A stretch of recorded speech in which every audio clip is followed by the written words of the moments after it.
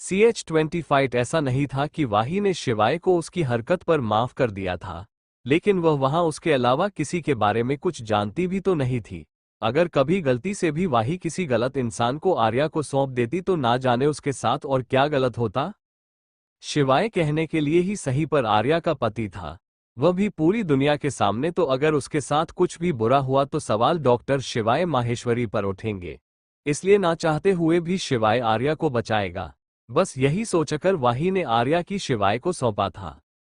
Maheshwari mention में अंडस्को आर्या ने वाही की कार को जाते हुए देखा और गुस्से से शिवाय से बोली, ये सब तुम्हारी वजह से हुआ है। अब वाही भी मुझसे कभी बात नहीं करेगी विभि की तरह। यू नो व्हाट डॉक्टर शिवाय माहेश्वरी, तुम कभी नहीं सुधर सकते।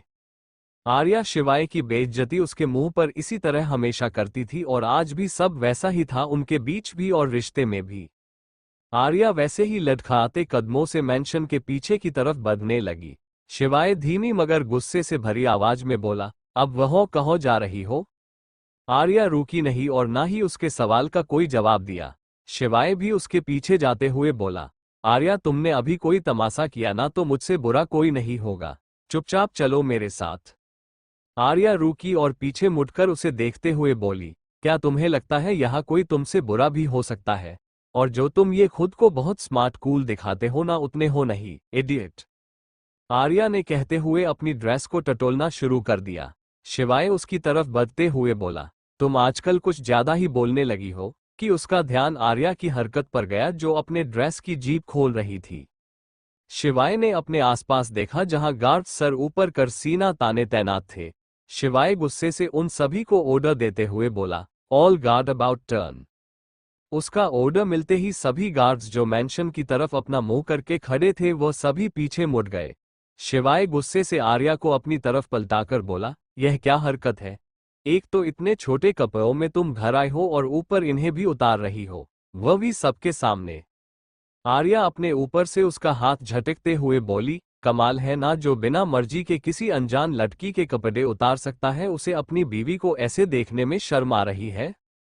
शिवाय उसका मुंह अपने हाथों में दबोचते हुए बोला, मेरे सामने ना ज्यादा स्मार्ट बनने की कोशिश मत करो, समझी? और यह हरकत दोबारा नहीं होने चाहिए, वरना इसका अंजाम बहुत बुरा होगा। आर्या खुद को छुड़ाते हुए बोली, क्या कर लोगे तुम? हो ज्यादा से ज्यादा दोबारा सोओगे मेरे साथ और कर भी क्या सकते हो तुम? तुम्हारी वाही की जान कैसी रहेगी? शिवाय धीमे से मगर गुस्से से बोला। वाही का नाम सुनकर आर्या ने शिवाय की कॉलर पकड़कर गुस्से से बोली, वाही से दूर रहना शिवाय, वरना मैं तुम्हें कहीं मुंह दिखाने लायक नहीं छोड़ूंगी। और मैं सिर्फ बोलती नहीं हूं, करती भी हूं। शिवाय ने उसके दोनों हाथों को अपने कॉलर से छुड़ाया और उसे अपनी गोद में उठा लिया। आर्या खुद को छुड़ाने की कोशिश करते हुए बोली, शिवाय छोड़ो मुझे, मुझे गुस्सा मत दिलाओ, मैं तुम्हें बहुत मारूंगी हो। गुस्से से आर्या के गाल फूलने लगे थे। शिवाय ने अपने गोद में बैठी इस जिद्दी लड़की को देखकर वार्निंग देते हुए बोला, अगर तुमने एक और लफ्ज कहा तो मैं सच में तुम्हारे साथ फिजिकल होने से पीछे नहीं हटूंगा। एंड आई मेक श्योर कि तुम्हारी हालत परसों से बदतर हो, so just keep quiet. Arya ने उसकी धमकी सुन दोबारा बोलने की हिम्मत नहीं की। वह गुस्से से अपने हाथ बांधे दूसरी तरफ देखने लगी। शिवाय उसे उठाए मेन गेट की तरफ बढ़ गया। आर्या उसे रोकते हुए बोली, वह कहाँ जा रहे हो? तुम्हारी प्यारी माँ मेरा वेट कर रही है कि कब मैं आऊं और वह मेरे किए कराए पर पानी फेर दे। उसने जैसे ही शिवाय की तरफ देखा वो सहम गई और चुपचाप अपने होठों पर अंगुली रख ली। शिवाय ने सामने देखा तो सामने हॉल की लाइट्स ऑन हुई। शिवाय बिना टाइम वेस्ट किए पीछे मुड़ा और मैंशन के पीछे की तरफ चला गया। उसके जाते ही मेन दरवाजा धीरे से खुला और श्री ने अपना सिर निकालकर बाहर झांका, लेकिन जिसका वह इंतजार कर रही थी उसका तो दूर दूर तक नामो निशान नहीं था। वो मुंह लटकाए वापस चली गई। शिवाय आर्या को मैंशन में लगी उसकी सीक्रेट प्राइवेट लिफ्ट में ले गया जो सीधा उसके कमरे तक जाती थी। आर्या शिवाय की बाहों में अपने हाथ बांधे उसे ही घूरे जा रही थी। वो अपनी पलकें तक नहीं झपका रही थी। शिवाय ने जैसे ही अपना सर झुकाकर आर्या को देखा, एक पल के लिए जैसे वो फ्रिज हो गया हो। आर्या अपनी बड़ी बड़ी आंखों में आंसू भरकर अपने होठों को भींचे उसे देख रही थी। शिवाय को उसके बाहों में कैद लड़की अभी बिल्कुल अपने बेटे की तरह लग रही थी। वह नहीं जानता था कि यह सब सच में है या सिर्फ उसकी आंखों का धोखा। उसने दूसरी तरफ देखा, फिर दोबारा आर्या की तरफ। अभी भी आर्या उसे शिवांश जैसी ही लग रही थी, या यूं कहें शिवांश आर्या की तरह था। शिवाय लिफ्ट रुकने की आवाज से होश में आया। वह बाहर आया। उसके बाहर आते ही वो लिफ्ट फिर से वह एक दीवार की शेप में आ गई। शिवाय लंबे लंबे कदम भरते हुए 4 कदमों में ही अपने रूम में पहुंच गया। उसने जानबूझकर आर्या को सोफे पर रखा। आर्या जमीन पर पैर पड़ते ही तुरंत खड़ी हो गई। वो पूरे कमरे को ध्यान से देखते हुए बोली, बेबी। उसकी इतनी प्यारी और साफ्ट आवाज शिवाय ने आज तक नहीं सुनी थी। वह हैरानी से उसे घूरने लगा। उसने देखा कि आर्या फिर से अपने कपड़े उतार रही है, पर इस बार शिवाय ने उसे नहीं रोका। वह वहां रखे सोफा पर बैठ गया और अपनी आंखें आर्या पर गड़ा ली। आर्या के हाथ जीप को खोलते हुए रुक गए। उसने सर उठाकर शिवाय को देखा, जो अपने लेफ्ट हैंड के थंब को अपने दांतों से दबाते हुए उसे ही देख रहा था। आर्या को उसकी इस हरकत पर गुस्सा आ गया। उसने अपने कपड़े छोड़ सीधे जाकर शिवाय के ऊपर अपने दोनों पैर इधर उधर कर बैठ गई और उसका कॉलर पकड़ते हुए बोली, तुम्हारी हिम्मत कैसे हुई मुझे देखने की? तुम जानते भी हो तुम क्या कर रहे हो? इसके लिए तुम्हें बहुत बड़ी कीमत चुकानी पड़ेगी। शिवाय मुस्कुराते हुए अपने हाथों को उसकी कमर के चारों तरफ लपेटते हुए बोला, अब हिम्मत तो तुमने भी की है शिवाय, माहेश्वरी के कॉलर को पकड़ने की तो सजा तो तुम्हें भी मिलेगी। कहते हुए शिवाय ने एक झटके के साथ आर्या की गर्दन में अपने हाथ डाल उसे अपने करीब कर उसके होठों पर अपने होठ रख दिए। आर्या ने कसकर अपने होठ भींच लिए। शिवाय उसके होठों को छूकर भी नहीं छू पा रहा था। उसके हाथ उसकी कमर से होते हुए ऊपर की तरफ जाने लगे। आर्या को एहसास हो गया था, इसलिए उसने जल्दी से शिवाय का हाथ पकड़कर अपने हाथों में उलझा लिया। शिवाय हर तरफ से नाकामयाब हो रहा था। उसने आर्या को देखा, जिसके चेहरे पर गुस्सा साफ दिख रहा था। गुस्से से उसकी आंखें कसी हुई थी। शिवाय ने आज से पहले उसे इतना गुस्से में नहीं देखा था। वह धीरे आर्या से दूर हुआ। उसके दूर होते ही आर्या उसके ऊपर से खड़ी हुई और एक जोरदार तमाचा उसके गालों पर जड़ दिया। शिवाय की मुट्ठियां कस गई। वह अपनी चेयर से खड़ा हो गया। अभी उसका चेहरा भी कुछ कम खतरनाक नहीं लग रहा था। आर्या पीछे नहीं हटी बल्कि उसका सामने खड़ी रही और अपने अंगुली उसकी तरफ पॉइंट करते हुए बोली, ये जो अभी तुमने हरकत की है ना, उसकी सजा तुम्हें कल सुबह तक मिल जाएगी।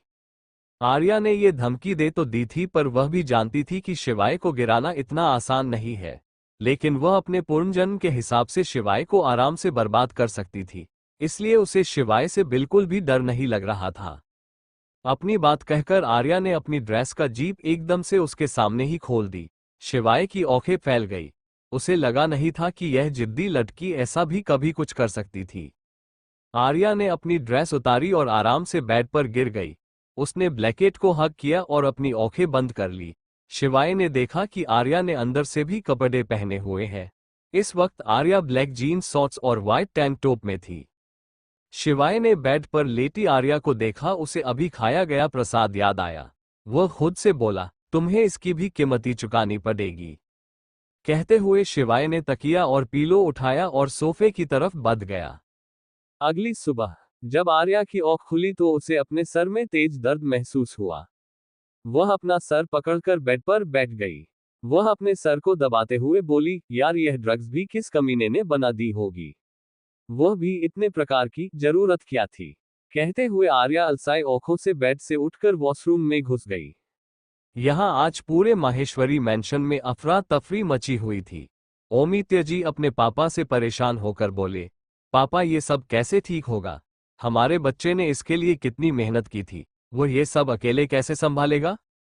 अमूल्य जी भी परेशानी से बोले, जिसने भी यह सब किया है ना, उसे हम छोड़ेंगे नहीं। श्री किचन से चाय लेकर उन सभी के सामने रखते हुए बोली, मेरा शिवाय कैसे संभालेगा सब?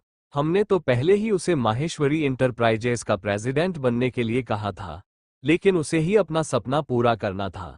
अगर अभी वो प्रेसिडेंट होता तो किसी की भी उसके साथ ये करने की हिम्मत नहीं होती। ओमित्य जी अपने बेटे की साइड लेते हुए बोले, आप भी ना श्री, हमारे बेटे को भी अपने सपने पूरे करने का हक है। उसने कोई गलती नहीं अपना खुद का करियर चुनकर, बल्कि हमें तो गर्व है कि शिवाय ने बिना किसी तरह की सिफारिश के अपना नाम बनाया है। श्री मुंह बनाते हुए बोली, हाँ तभी तो अभी तक जिंदा है, वरना कब का उसे मैं टक से ऊपर पहुंचा चुकी होती। ओमित्य जी श्री को बदबाते देख बोले, कुछ कहा आपने? श्री अपनी गर्दन नामे हिलाते हुए, न अंडस्को नहीं, हमने कहो कुछ कहा।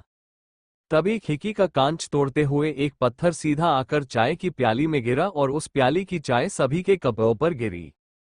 वह तो अच्छा था कि श्री जी कामचोर थी, इसलिए उनकी चाय ठंडी थी, वरना अभी तक तो सभी दर्द से चिल्ला रहे होते।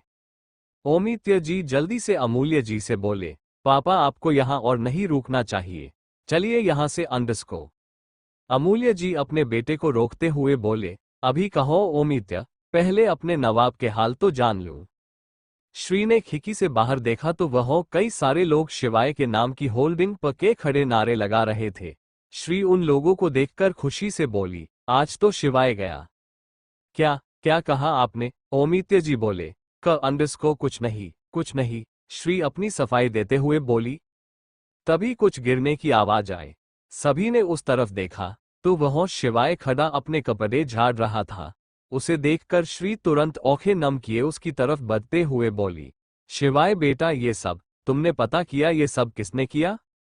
शिवाय अपनी मां को शांत करते हुए बोला, मोम कुछ नहीं हुआ है, आप चिंता मत कीजिए, मैं सब संभाल लूंगा।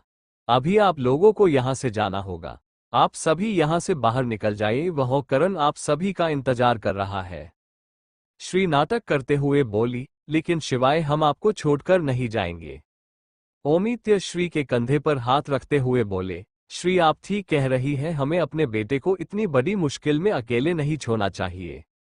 उनकी बात सुनकर श्री उन्हें घूरते हुए मन में बोली, अरे चलो ना ओमित्य, मैं तो बस मजाक कर रही थी, तुम तो मेरी हर बात मान जाते हो।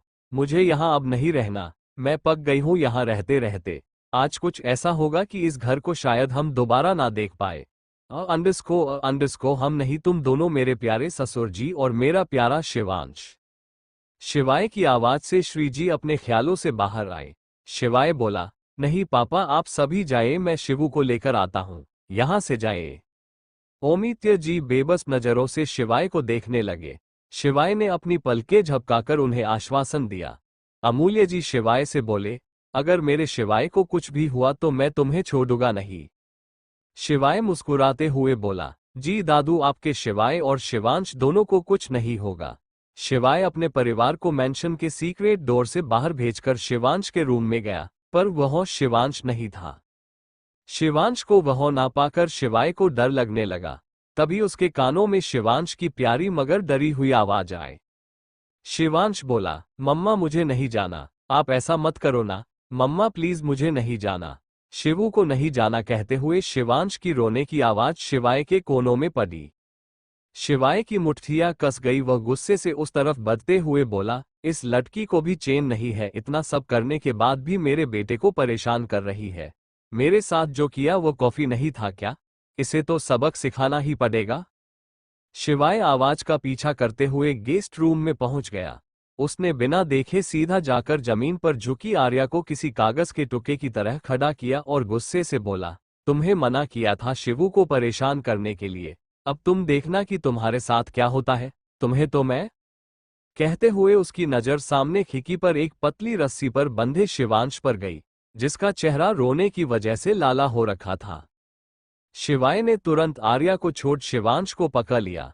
वो उसके आंसू पोंछते हुए बोला, शिवू पापा आप गए हैं ना, अब आपको किसी से डरने की कोई जरूरत नहीं है। आप चिंता मत करो, इस लड़की को इसके किए की सजा बहुत बुरी मिलेगी। शिवाय आर्या की तरफ मुड़ा जो अपनी जगह पर वैसी की वैसी ही थी। शिवाय की आंखों में इस वक्त बेहद गुस्सा था, जो उसने अब तक किसी तरह छिपा रखा था। वह आर्या को देखकर वापस उसकी आंखों में उतर आया था। उसने अपनी आंखें आर्या पर से हटा ली। वह अपने बेटे के सामने इस औरत से बात नहीं करना चाहता था।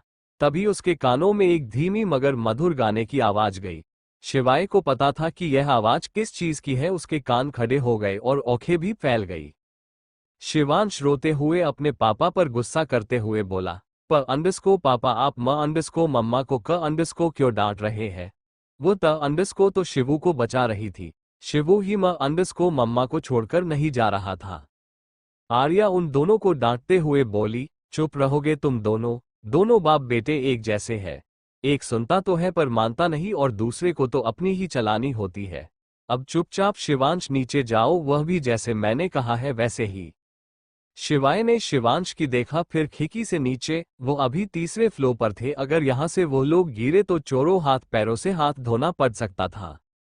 शिवाय ने शिवांश को अपने बाहों में कसते हुए कहा, तुम पागल हो गई हो क्या? हम तीसरे फ्लोर पर है। अगर गलती से भी तुम्हारी यह रस्सी टूटी ना तो शिवांश सीधा नीचे गिर जाएगा। आर्या को अब गुस्सा आने लगा था, उसने कितना दिमाग लगाया था पर अब सब खराब होने को आया था। आर्या गुस्से से बोली, ओ रियली, तुम्हारे पास और कोई इससे बेहतर आइडिया है तो बताओ ना, यहां से निकलने का। बेवकूफों की तरह आ गए बस। शिवाय गुस्से से बोला, ये सब तुम्हारी वजह से ही हुआ है। अगर तुम मेरे हॉस्पिटल की वह नकली वीडियोज ऑनलाइन ना करती तो ये सब नहीं हो रहा होता। आर्या हैरानी से बोली, कौन सी वीडियोज? इसमें तुम्हारा हॉस्पिटल और तुम कहाँ से आ गए? हाँ, मैं मानती हूँ कि मेरी गलती है, मुझे देखकर चलना चाहिए था, पर मैंने ये सब जानबूझकर नहीं किया। मुझे कोई शौक नहीं है भरी जवानी में मरने का, वह भी लेडमाइन से फटकर। शिवांश जल्दी से बोला, मम्मा अब तो पापा ने भी बॉम्ब पर पैर रख दिया है, अब तो हम पक्का मर जाएंगे ना। शिवांश की बात सुनकर शिवाय ने हैरानी से अपने पैरों की तरफ देखा, फिर आर्या के पैरों की तरफ, फिर पूरे कमरे में। वह कमरे के मेन पॉइंट पर जमीन खोदकर बॉम्ब प्लांट किए गए थे। आर्या और शिवाय के पैर रखने से वह बॉम्ब एक्टिव हो गए थे और जैसे ही उनके पैर हटे बॉम्ब ब्लास्ट। पहले जब शिवाय को वो म्यूजिक सुनाई दिया था तब उसने ये सोचकर उसे इग्नोर कर दिया था कि यह माहेश्वरी मैंशन है, इतने सारे गार्ड्स के बीच इतने सारे बॉम्ब ला पाना नामुमकिन था। आर्या इस बार शिवांश को धमकाते हुए बोली, शिवांश अगर तुम अभी के अभी नीचे नहीं गए तो यह शायद हमारी आखिरी मुलाकात हो। हम यहाँ से जिंदा निकले तो आई प्रॉमिस मेरी बात ना मानने के लिए मैं तुमसे फिर कभी जिंदगी में बात नहीं करूंगी। बात तो क्या अपनी शक्ल तक नहीं दिखाऊंगी। उसकी बात पर शिवांश की आंखें फिर से नम हो गई। वह रोते हुए अपने मुंह को अपने हाथों में लेकर सिसकते हुए बोला, मम्मा आप ऐसा को क्यों बोल रही हो? शिवू आपके साथ ही रहेगा, मैं अभी जा रहा हूं। शिवाय परेशान होते हुए बोला, नहीं शिवू, आप यहां से नहीं जाओगे, अगर आप गिर गए तो। आर्या गुस्से से बोली, तुम्हारे पास इससे बेटर ऑप्शन है। पूरे घर में पता नहीं और कहो कहो बॉम्ब बिछे हुए हैं, और अब तो तुम भी बॉम्ब के ऊपर खड़े हो अंडरस्को। शिवांश चुपचाप से शिवाय की गोद से उतरकर शिवाय और आर्या को झुकने के लिए बोला, दोनों बिना बहस के झुक गए। शिवांश अपनी अंगुली से अपने गालों की तरफ पॉइंट करते हुए बोला, मम्मा पापा एक किसी तो दे दो, आपका बेटा अब रोहित अंडरस्को। छोड़ो जाने दो, आज शिवांश इतनी ऊंचाई से नीचे जाकर रोहित सेट्टी जी का रिकॉर्ड तोड़ेगा। शिवाय अपने बेटे की मदद करते हुए बोला, हाँ पापा वही। कहते हुए शिवांश ने अपने गालों की तरफ पॉइंट किया। शिवाय और आर्या ने उसके गालों को किस किया।